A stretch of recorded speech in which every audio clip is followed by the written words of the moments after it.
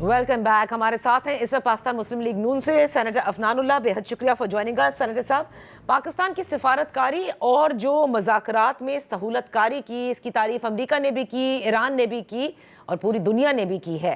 میں آپ سے یہ جاننا چاہتی ہوں کہ اگرچہ معاہدہ نہیں ہو سکا ہے ابھی تک ایران اور امریکہ کے درمیان، تاہم کیا یہ کہیں آفیشلی آپ کنفرم کر سکتے ہیں کہ یہ اعادہ کیا ہو کہ جو بات چیت کا عمل ہے وہ جاری رہے گا اور مزید مذاکرات ہوں گے؟ there will be some second round, maybe some other place or maybe the same place.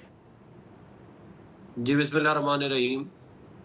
دیکھیں، سب سے پہلی بات تو یہ ہے کہ یہ جو اسلام آباد ٹاکس ہوئی ہیں اس نے پاکستان کو پروپیل کر دیا ہے ورلڈ کے اندر ایک سینٹر سٹیج میں، اور پاکستان کی جو ویلیو ہے وہ ایک ریجنل پلیئر کی جگہ ایک مڈل پاور کی ہو گئی ہے. مڈل پاور، اور کچھ لوگ سپر پاور کی بھی بات کر رہے ہیں. تو یہ ایک بہت بڑی اکمپلشمنٹ ہے. اس کے علاوہ کہ ٹاک کامیاب نہیں ہوئی کہ سارے کے سارے آپ نے میجر سٹیک ہولڈرز کو جو دنیا میں کہیں نہیں جا سکتے تھے ان کو پاکستان میں اکٹھا کر لیا ہے. اور اس کی وجہ جو ہے وہ ہماری جو ڈپلومیٹک جو ہے کیڈر اس کو جاتا ہے، اور deputy prime minister Ishaq Dar صاحب جو فارن منسٹر بھی ہیں ان کو بھی جاتا ہے. تو یہ ایک ہے اکمپلشمنٹ. جہاں تک آگے کی بات ہے وہ اس وقت جو ہے، اگر آپ فالو کر رہی ہوں نیوز تو آپ کو پتا ہوگا کہ ابھی اس وقت امریکن نیوی اور ایرانین نیوی اور جو ایرانی کیا کہتے ہیں IRGC نیوی ہے وہ they are eyeball to eyeball in strait of Hormuz. تو اس وقت جو ہے وہ ایسکلیشن کا چانس کافی سیریس ہے.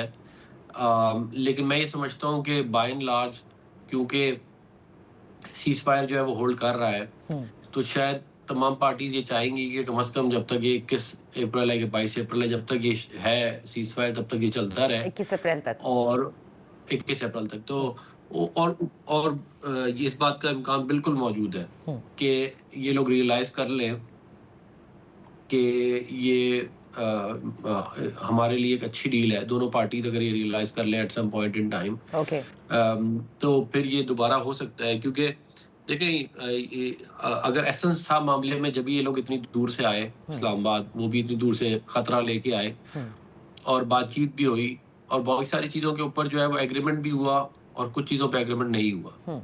تو یہ ضرور کہا جا سکتا ہے کہ امریکن جو ہیں وہ بھی اپنے کارڈز پورے شو نہیں کریں گے. ہو سکتا ہے they will wait and see how things will go further. تو یہ اس کے بعد شاید کوئی پاسبلٹی بن سکتی ہے، لیکن اس بات کی پاسبلٹی بھی بالکل موجود ہے کہ ایک فل بلون وار دوبارہ سے شروع ہو جائے. اگر خدا نخواستہ ایسا ہوا، جبکہ پاکستان نے تو یہ کہا، اسحاق ڈار صاحب نے اپنی پریس بریفنگ میں بھی یہ کہا تھا کہ پاکستان کوشش کرتا رہے گا، تو آئی ایم شیور کہ جنگ بندی کی ایکسٹینشن کی اور ایسکلیٹ نہ کرنے کی کوششیں تو ابھی بھی جاری ہوں گی. جی بالکل، اس میں کوئی شک نہیں ہے کہ جنگ بندی کو جاری رکھنے کے لیے اور جو ایشوز سے آؤٹ اسٹینڈنگ ان کے اوپر ایک کنسنسس بلڈ کرنے کے لیے کام ابھی بھی جاری ہے. اور پاکستان نے اس کے اوپر بڑی محنت کی ہے اور اس میں بڑی بیسٹ ایفرٹ ہے وزیر اعظم صاحب کی، ڈپٹی پرائم منسٹر صاحب کی اور فیلڈ مارشل سید عاصم منیر صاحب کی، کہ انہوں نے مل کے جو ہے یہ کوشش کی ہے کہ یہ اتنا بڑا ایک مسئلہ جو دنیا کا ہو گیا ہے اس کو ریزالو کیا جائے. مگر ظاہر ہے دونوں جو پارٹیز ہیں ان کا اپنا پوائنٹ آف ویو ہے، وہ اپنے حساب سے دیکھتے ہیں. صحیح کہہ رہے ہیں. سینیٹر صاحب، یہ مجھے بتائیے گا کہ کل یہ بڑی خبر سرکولیٹ کر رہی تھی کہ ایٹ سم پوائنٹ ان ٹاکس یہ سجیشن سامنے آیا تھا، کیونکہ اسٹریٹ آف ہارموز جو ہے وہ ظاہر ہے ایک بہت بڑا چیلنج ہے اور امریکہ چاہتا ہے فکسیٹ بھی اسی طرح سے صدر ٹرمپ کی جانب سے بار بار کہا جا رہا تھا کہ ابنائے ہرموز کو کھول دیا جائے، کہ اس کی کوئی مشترکہ نیویگیشن کے میکنزم پر بات چیت ہوئی جس میں شاید اس مشترکہ میں پاکستان کا نام بھی تھا. would you like to confirm that؟ نہیں دیکھیں، میں کنفرم نہیں کر سکتا اس بات کو، کیونکہ یہ ذرا یہ بات یا فورن آفس کنفرم کرے گا یا منسٹر صاحب کر سکتے ہیں. لیکن میں یہ ضرور بتا دوں آپ کو کہ بہت ساری ایسی چیزیں تھیں جس کے اوپر ایگریمنٹ ہو گیا تھا، مگر کچھ بنیادی چیزیں تھیں، نیوکلیر کا معاملہ، اسٹریٹ آف ہارموز کا معاملہ اور ایک دو اور چیزیں تھیں، ان کے اوپر نہیں ایگریمنٹ ہو سکا، بلکہ بہت دور تھی دونوں پارٹیز جو وہ چاہ رہے تھے. امریکن جو ہیں وہ اسی طرح بیہیو کرنا چاہ رہے تھے جس طرح کہ وہ پری دس وار ان لوگوں کی بات سنی جاتی تھی. حالانکہ معاملات بہت تبدیل ہو گئے اس کے بعد، اور ایران کا بھی اپنا ایک سٹانس تھا جس کے اوپر وہ کھڑے رہے. تو یہ اس طرح معاملہ چلتا رہا ہے.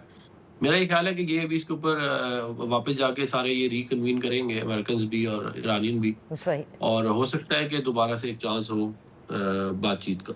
ओके, ये मुझे बताइएगा कि जैसे आपने कहा कि the navy's are eye ball to eye ball, और खुदा न खास्ता एस्केलेट ना हो अभी तो, क्योंकि आर्जी जंग बंदी है, और अगर एस्केलेट होता है तो पाकिस्तान के लिए तो सबसे बड़ा मसला इस वक्त ज़ाहिर है तेल की कीमतों का है, कि जो आबनाए हरमुज से जो हमारे लिए हम जहाँ से इंपोर्ट करते हैं, वो कीमतें जब बहुत आसमान तक पहुँची, तो जिस तरह से फिर जब वो पास ऑन की गई, तो आपके इल्म में है पाकिस्तान की मईशत भी आपके इल्म में है, लोगों पर जो बोझ डला है वो भी आपके इल्म में है। तो क्या साइड बाय साइड हुकूमत वक्त इस वक्त कोई एक मुख्तलिफ कैलकुलेशन कर रही है कि खुदा न खास्ता अगर वहाँ दोबारा से कॉन्फ्लिक्ट होती है और वो बढ़ती है, तो फिर हमें क्या करना होगा? We will have to work out something else.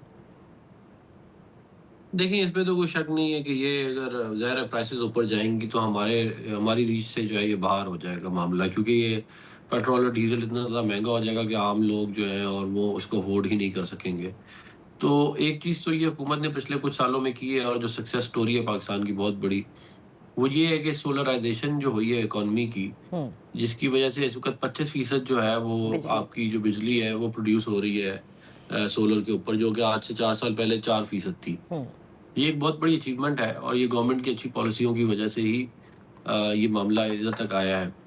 अब मज़ीद मेरा ये ख़्याल है कि इस चीज़ की ज़रूरत है कि हम जो इलेक्ट्रिक बाइक्स हैं और इलेक्ट्रिक कार्स हैं, उनको पुश करें, और ये जो हमारी डिपेंडेंस है इसके ऊपर डीज़ल एंड पेट्रोल और बाकी जो पेट्रोलियम के प्रोडक्ट्स होती हैं, उनके ऊपर कम किया जाए, और अपनी जो लोकल हमारी जो रिसोर्सेज़ है, चाहे वो सोलर भी है, ये कोल है, हाइडल है, जी।